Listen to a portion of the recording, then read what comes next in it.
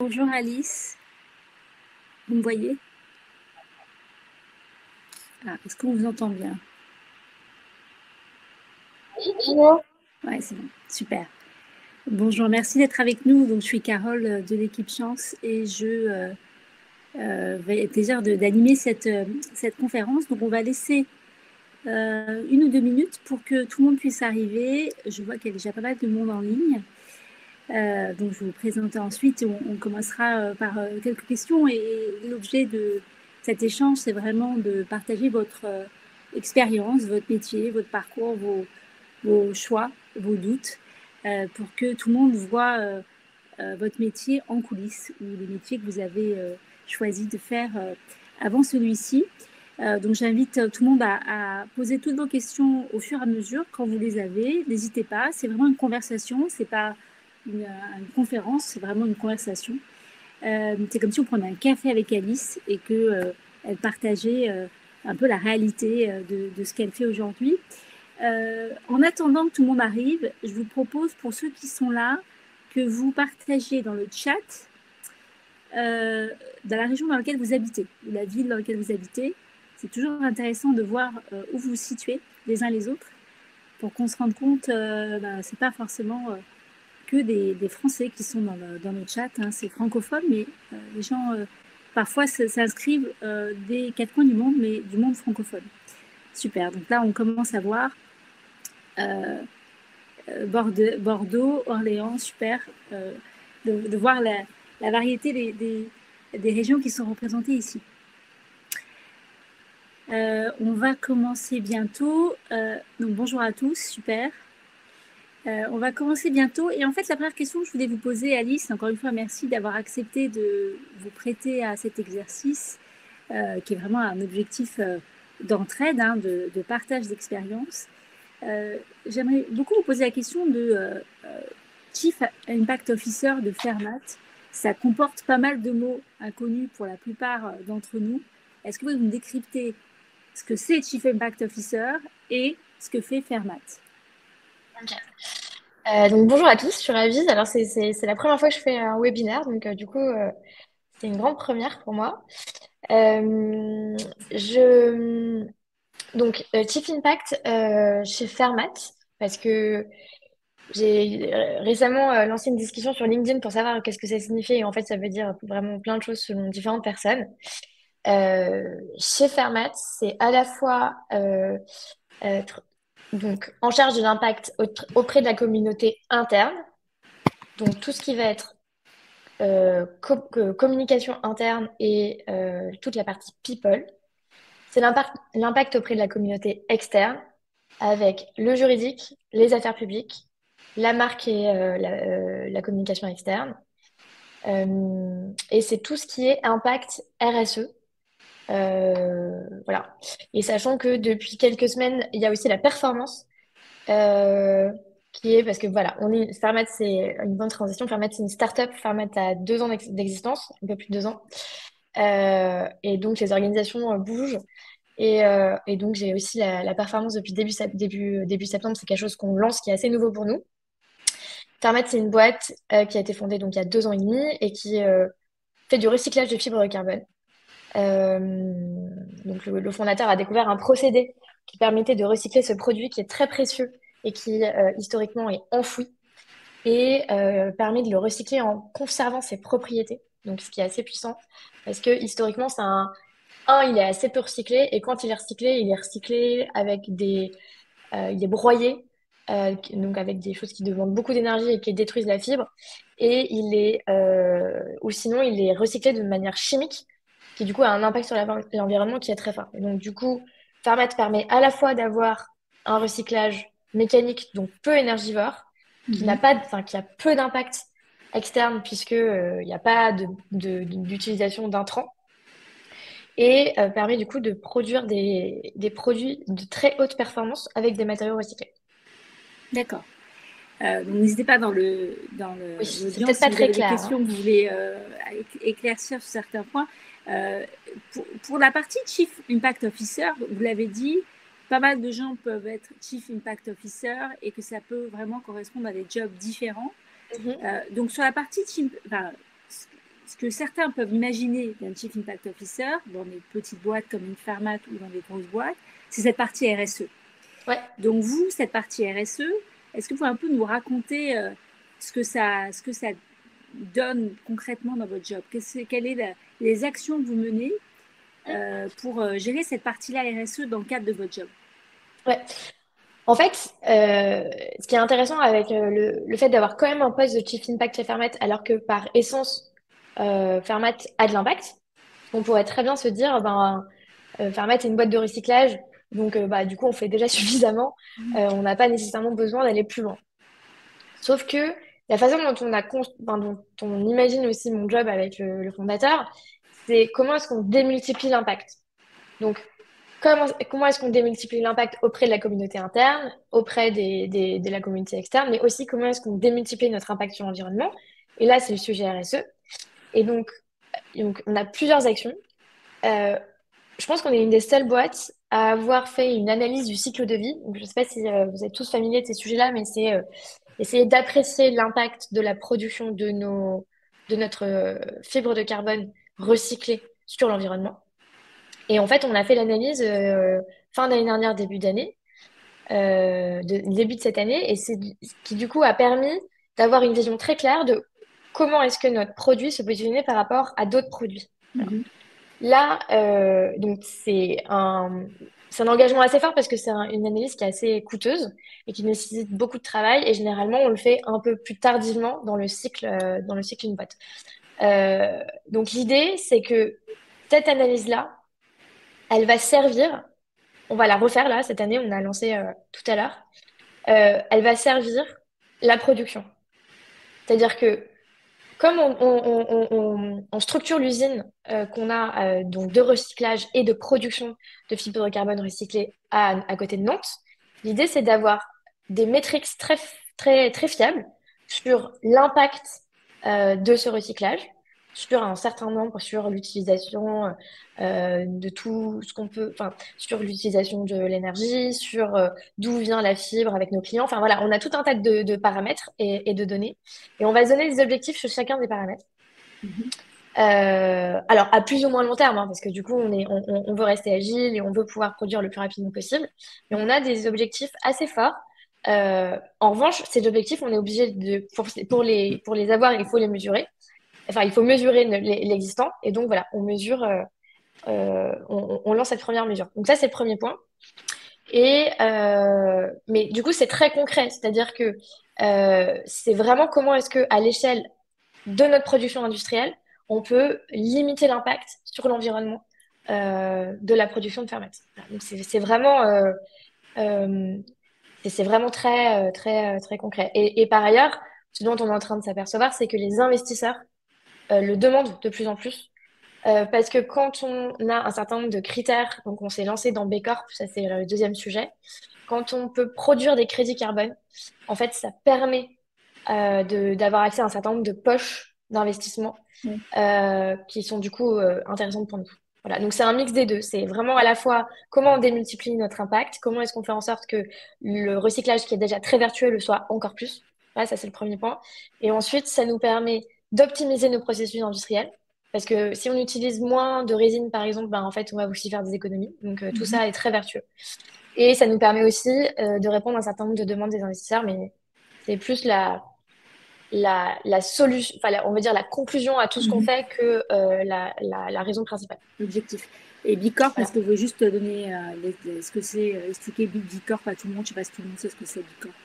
Ouais, B Corp, c'est une labellisation. Donc, alors, je sais plus, j'ai regardé encore hier, je pense il doit y avoir à peu près 300 questions Mhm. sur tout un tas de sujets. Il y a la gouvernance, il y a les salariés, il y a l'impact sur l'environnement, enfin, Ouais. c'est très divers. Enfin, quels sont les prestataires qu'on utilise. Et il y a un nombre minimum de points pour être labellisé B Corp. Et ce qui est très intéressant, c'est que tous les 3 ans, en fait, cette labellisation est remise en cause par les auditeurs. Et Mhm. il faut avoir tout le temps plus de points que la dernière labellisation. Donc c'est vraiment quelque chose qui est dynamique. Alors après, c'est un peu frustrant parce qu'on attend, on est dans la file d'attente depuis le 5 juin de pouvoir avoir un pré-audit. En fait, il y a tellement de gens qui souhaitent devenir B Corp que Ouais. ça prend beaucoup de temps. Donc voilà, donc là on a fait tout le boulot et on attend que B Corp vienne nous voir et commence l'audit. Mais c'est assez conséquent comme projet.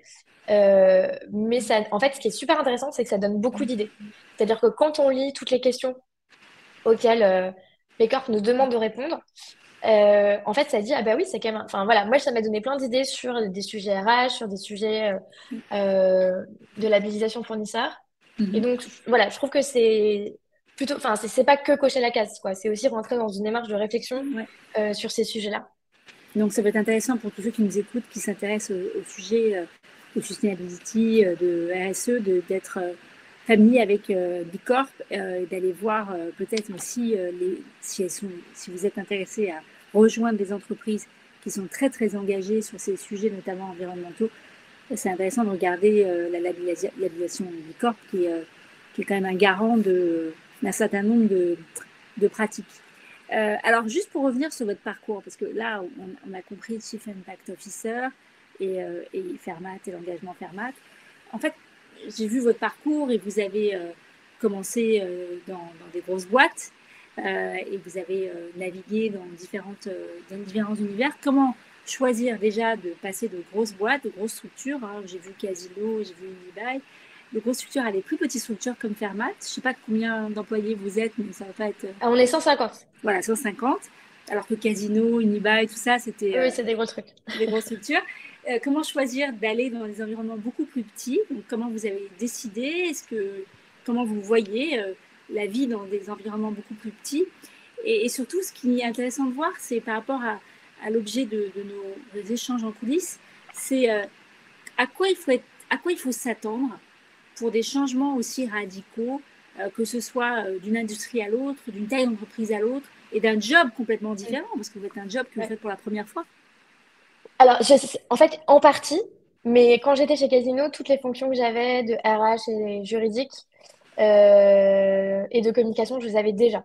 D'accord. J'avais un poste de secrétaire général qui était du coup plus, on va dire, euh, enfin, plus classique, on va dire. Et là, du coup, ce poste d'impact, il englobe plus de sujets et surtout, il est plus dynamique que le poste de secrétaire général. En tout cas, c'est dans l'interprétation que j'en fais.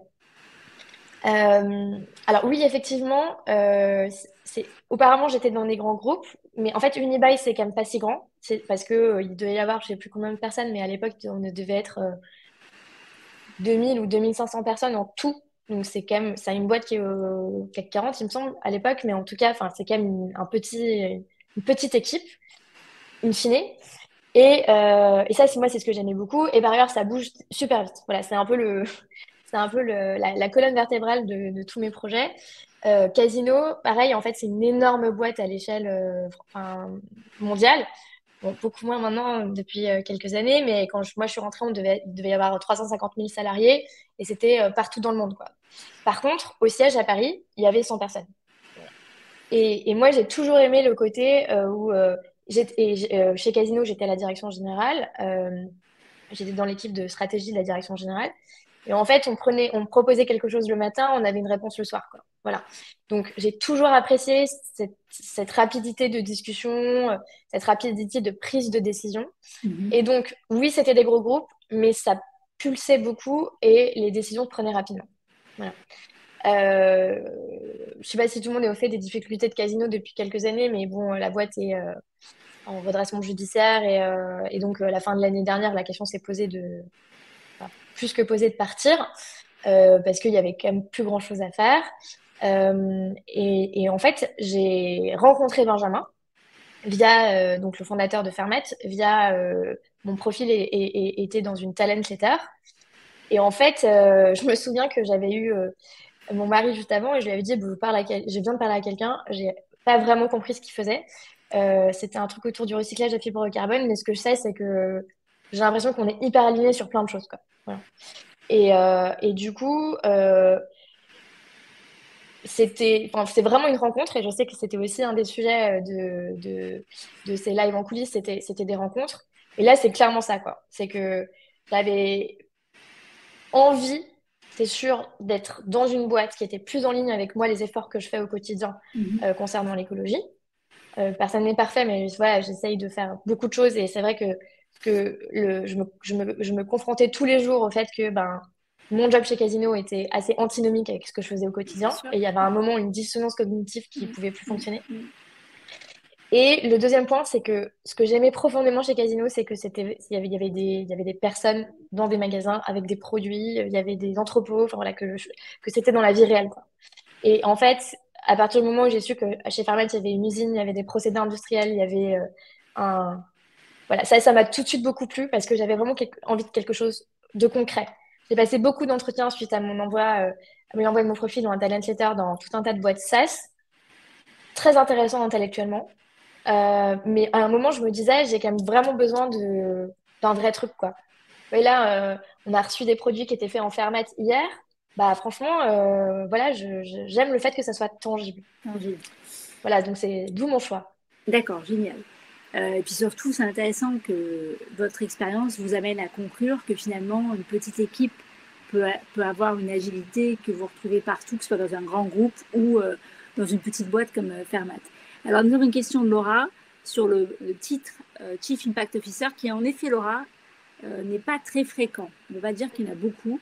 Et en l'occurrence, ce que nous expliquait Alice, c'est que son job a été et multidiscipline d'une certaine manière, hein, puisque vous avez des éléments communication, des éléments RH, des éléments impact et maintenant en performance. Donc, est-ce qu'il y a d'autres, donc la question de Laura, vous voyez, est-ce qu'il y a d'autres noms? Alors, Laura, ce qui serait intéressant, c'est que vous précisiez dans ce que Alice a préparé, a présenté, ce qui vous intéresse, c'est d'aller plutôt sur un métier plus RSE, ou est-ce que dans Chief Impact Officer, ce que vous trouvez intéressant, c'est le fait que c'est mesurable et que ça a un impact dans la société, quoi, au global. Donc, ce qui s'intéresse, savoir ce qui vous intéresse dans le volet qu'a présenté Alice. Il me semble que c'est RSE ce que vous voulez dire, mais est-ce qu'effectivement, il n'y a pas, quand vous allez chercher Chief Impact Officer sur LinkedIn, je ne pense pas que ça soit très Non, et fréquent. d'ailleurs, enfin, pour répondre à la question de Laura, c'est aussi effectivement une création de poste suite à la rencontre que j'ai eue avec Benjamin. Euh, Lui, il voulait vraiment que la partie RSE, ça ait de l'ampleur, parce que bah, du coup, mais il voulait que ça soit inclus dans un autre, enfin, dans un périmètre plus large pour que ça ait justement plus d'ampleur. Voilà. Et que du coup, que tout ça, ça soit intégré et qu'on ait une vision globale. D'accord.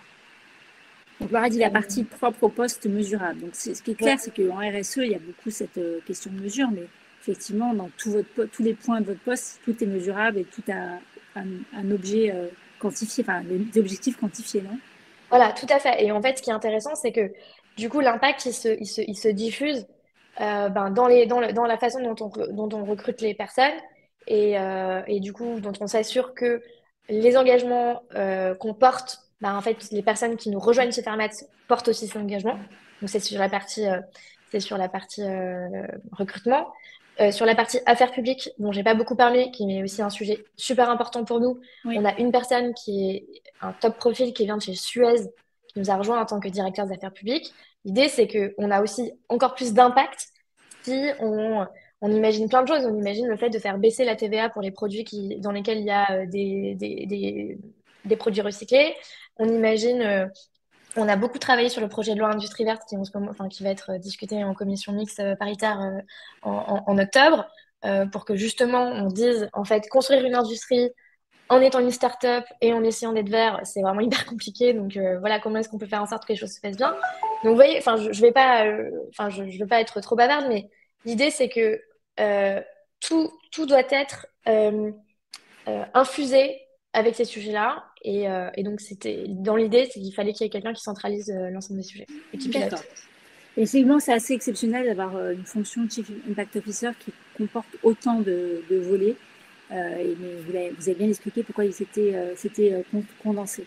Donc la question de Delphine, les talent letters, est-ce que vous recommandez les talent letters? C'est pour nous expliquer un peu plus en quoi ça consiste. Et votre équipe et le management. Et Manon, compétences nécessaires à l'exercice de votre poste. Alors, c'est trois Alors, questions.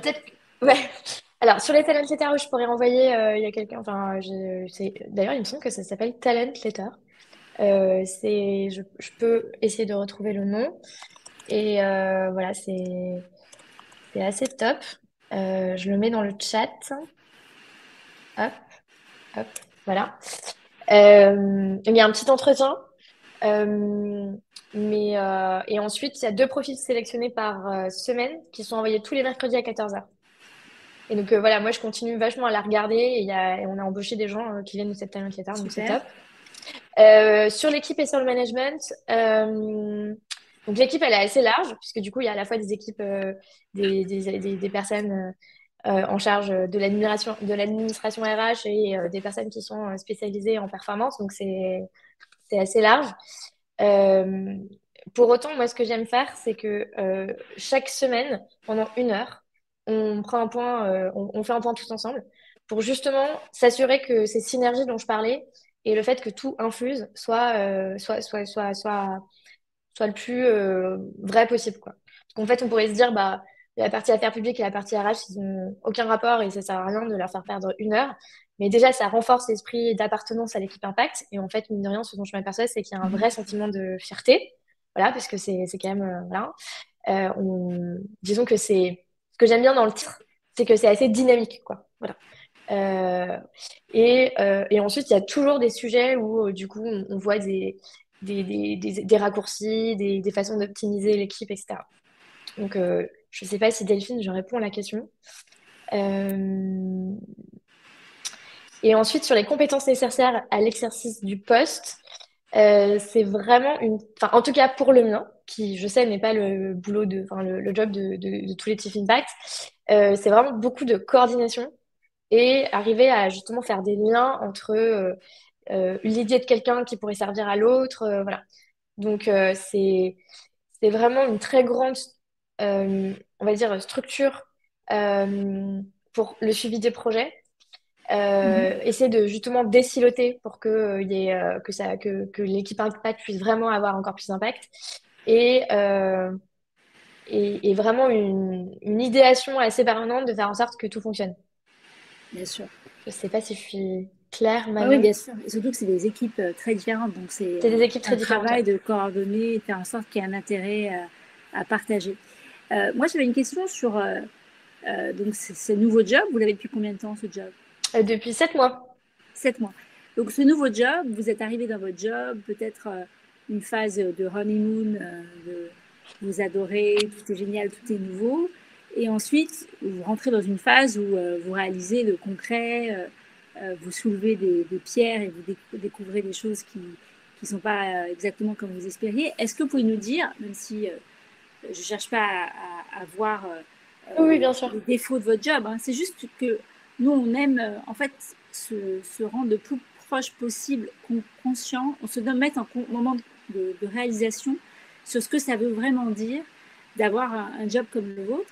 Quels sont les aspects du job qu'il faut juste prendre en compte si on envisage ce genre de choix, c'est-à-dire dans une petite boîte qui est très engagée et qui a beaucoup d'ambition et qui veut faire en sorte que l'impact soit le plus grand possible, hein, vu ce que vous expliquez. Quelles sont la partie qu'il faut savoir appréhender, on va dire. Alors, c'est une question hyper intéressante. En fait, je dirais que la partie qu'il faut savoir appréhender, c'est pas forcément la partie, en tout cas moi, comme je l'ai ressenti, c'est que c'est pas forcément la partie du job à Ouais, part entière. En revanche, c'est la partie enfin, c'est l'aspect startup. ouais, Et en fait, moi, j'ai eu l'impression que j'ai toujours été dans des grands groupes qui, comme je vous le disais tout à l'heure, étaient assez dynamiques, parce que ouais. sinon, je m'ennuie, ça fonctionne pas. Mais alors, et Casino, les dernières années, c'était enfin, attaqué par des hedge funds. Enfin, bon, c'était très, très sportif, quoi. Mais alors, j'avais pas vraiment anticipé à quel point la startup, en plus industrielle, et où du coup, il y a des choses qui fonctionnent, des choses qui fonctionnent pas. Et ben, en fait, quand on a fait venir une machine de Chine en pensant qu'elle allait marcher et qu'en fait, elle marche pas, ben, du coup, parce qu'en Chine, c'est les seuls endroits où c'est possible. euh, Bah, en fait, du coup, on s'est repris 3 mois dans la vue. Enfin, vous voyez, voilà, c'est plutôt l'aspect start-up, tâtonnement industriel, parce qu'il y a des choses qui fonctionnent, des choses qui fonctionnent pas, et Ouais. parfois, on sait pas trop l'expliquer parce qu'il y a aussi beaucoup de techniques. C'est plutôt ça, en fait, que je trouve plus compliqué a posteriori. ce Voilà. côté, ce rythme, cette Le effervescence. rythme et le fait de pas vraiment savoir, enfin, on sait où on va et on sait qu'on va y arriver, c'est juste qu'on sait pas encore tout à fait quand. Bien sûr. Ça fait partie Voilà. du propre de contexte startup, effectivement. Voilà. Mais du coup, Alors, j'ai l'impression que l'intersection start-up-industrie rend les choses encore plus complexes. ouais, mais c'est ça aussi qui vous plaît, j'imagine, qui est Tout à marrant. fait. Manon nous demande si vous avez fait une formation en RSE. Non. En revanche, j'ai embauché quelqu'un qui est en charge plus spécifiquement de ces sujets au sein de l'équipe Impact. D'accord. Et ce qui est intéressant, c'est justement par rapport à votre spectre d'action. Il y a certes sans doute des domaines que vous maîtrisez plus techniquement que d'autres, vu la quantité de sujets que vous couvrez. Comment vous avez abordé d'être manager de personnes qui peuvent être techniquement meilleures que vous, ce qui arrive à tout le monde à partir du moment où vous grandissez dans Mm. les échelons, hein. Mais ce qui m'intéresse de votre vision à vous de comment vous gérez ça, parce que ça peut être intéressant pour que Ouais, tout ouais, le non, monde. c'est intéressant. Ça m'était déjà arrivé avant, puisque j'ai déjà managé des équipes RH, sachant que j'avais une connaissance du droit du travail proche de zéro. Donc, ça m'était déjà arrivé avant. Et donc, du coup, c'est vraiment, enfin, vraiment une question difficile. Enfin, je pense arriver à savoir quand la personne est sûre d'elle ou pas. Et du coup, arriver à lui poser une question en disant, est-ce que tu en es sûr? Est-ce que tu veux qu'on pose la question à quelqu'un d'autre, etc. pour essayer de m'assurer que la réponse qu'on me donne est la bonne. Ça, c'est le premier point. Et sur la partie management, euh, donc ça, c'est plutôt pour la partie, est-ce qu'à chaque fois on prend la bonne décision? Et sur la partie management, in fine, moi, je le vois sur d'autres équipes techniques, mais qui sont pas qui sont pas avec moi. C'est beaucoup plus compliqué que à manager. Je trouve que des équipes un peu plus généralistes, enfin généralistes, euh, comme la partie affaires publiques, la partie communication, la partie RH, c'est quand même plus simple à partir du moment où il y a un suivi rapproché, des échanges. Moi, j'ai des échanges hebdomadaires au moins avec chacun d'entre eux. Voilà. Je trouve que le fait de créer une relation où il y a de la confiance, de l'exigence et de l'écoute, généralement, ça fonctionne plutôt pas mal. D'accord, super.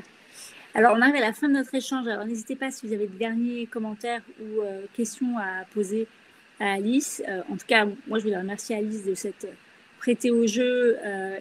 Si vous êtes d'accord, Alice, pour que ceux qui veulent aller dans votre footsteps, dans votre Oui, oui, bien sûr. élan d'un impact qui vous connecte sur LinkedIn pour vous demander des conseils supplémentaires. Pour ceux qui souhaitent participer à d'autres en coulisses, si vous avez, ceux qui nous écoutent, aussi votre métier à partager, vous avez envie de dédier du temps pour faire l'exercice qu'a fait Alice aujourd'hui, je vous invite à aller sur chance.co, page Entraide.